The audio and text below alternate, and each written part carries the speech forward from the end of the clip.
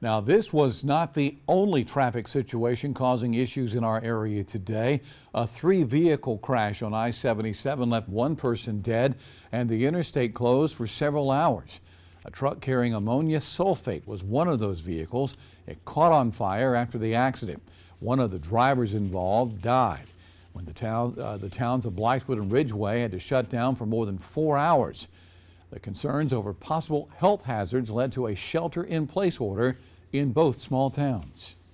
I had to leave earlier and had to go back roads, and I noticed even as I was coming back roads, I noticed that there were people and container truck going through the country, and they never have to do that. And sometimes on these country roads, it's not very safe. Now, the ammonium sulfate spill we just mentioned has some environmental consequences.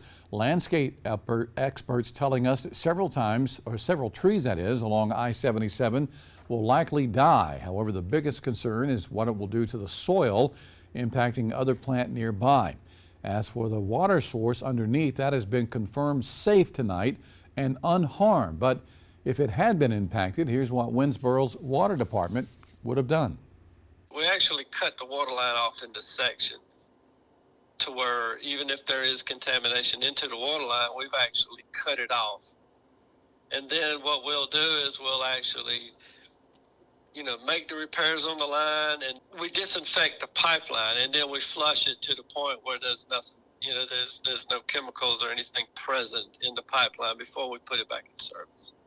Again, there is nothing wrong with the water in that area. Local farmers say if the chemical spill impacted their livestock, they would have to move them into a nearby barn and blow fans on them to keep them cool.